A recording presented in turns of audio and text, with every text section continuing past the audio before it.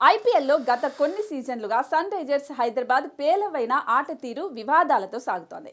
Sun Risers కు ఆకర్షణ పెంచి అభిమానులను అలరించిన వార్నర్ను వద్దనుకొని విలియమ్సన్ను కాదనుకుంది. దీంతో జట్టు ప్రతిష్ట కూడా మసకబారిందనే చెప్పాలి. వరుసగా సారథులను మారుస్తున్నా సరే ఫలితాలు రాబట్టలేకపోయింది. 2021 నుంచి ప్రదర్శన మరింత దిగజారింది. ఆ ఏడాది చివరి స్థానంలో నిలిచింది. 2022లో 10 జట్ల పోరులో 8వ స్థానాన్ని దక్కించుకుంది. నిరుడు మళ్లీ ఆఖరి స్థానానికి పడిపోయింది. ఈసారి విదేశీ ఆటగాళ్ల బలంతో స్వదేశీ క్రికెటర్ల సత్తాతో 17వ సీజన్కు సిద్ధమైంది. నిరుడు ఆస్ట్రేలియాను ప్రపంచ టెస్టు ఛాంపియన్గా, వన్డే ప్రపంచ కప్ విజేతగా నిలిపిన కమిన్స్ ను వేలంలో ఏకంగా 20.5 కోట్ల రూపాయలకు సొంతం చేసుకుంది.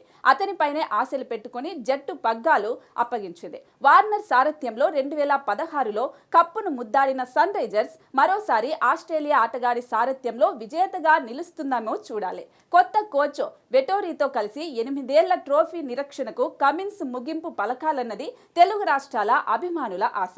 అయితే నాణ్యమైన విదేశీ ఆటగాళ్లు సన్ రైజర్స్ కు కొండంత బలం. కెప్టెన్ కమిన్స్ తో పాటు Travis Head, Markram, Glenn Phillips, Klaasen, Jansen, Hasaranga, Fazalhaq Farooqi లాంటి విదేశీ క్రికెటర్లు జట్టులో ఉన్నారు. పేస్ బౌలింగ్ తో, బ్యాటింగ్ తో సత్తా చాటే కమిన్స్ జట్టు కూర్పులో సమతూకం తెస్తాడు.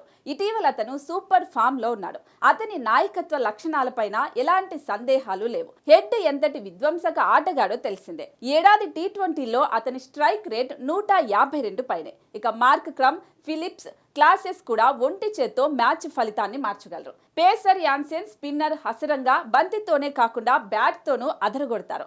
జట్టులోని భారత బౌలర్ల దళం కూడా పటిష్టంగా ఉంది. పేస్ త్రయం భువనేశ్వర్, నటరాజన్, ఉమ్రాన్ నిలకడగా రాణిస్తే జట్టుకు తిరుగుండదు. వాషింగ్టన్ సుందర్ నమ్మదగిన స్పిన్ ఆల్రౌండరే.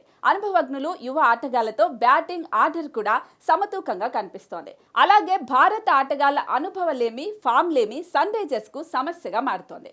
అభిషేక్, రాహుల్ త్రిపాఠి, మయాంక అగర్వాల్, అబ్దుల్ సమద్, ఉమ్రాన్, వాషింగ్టన్ సుందర్ అంచనాలను అందుకోవాల్సి ఉంది.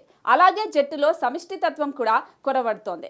వ్యక్తిగతంగా ఆటగాళ్లు రాణిస్తున్నా జట్టుగా విఫలమవుతున్నారు. ఆటగాళ్లను సరిగా ఉపయోగించుకోలేకపోవడం కూడా దెబ్బతీస్తుందనే చెప్పాలి. వార్నర్, విలియమ్సన్, మార్క్ క్రమ్, ఇప్పుడేమో కమిన్స్ ఇలా సారథులను వరుసగా మారుస్తుండటంతో జట్టు సంస్కృతి, ప్రధాన ఆటగాళ్ల బృందం అంటూ లేకుండా పోయింది. మరోవైపు అంచనాల ఒత్తిడిని కమిన్స్ ఎలా ఎదుర్కొంటాడన్నది చూడాలి.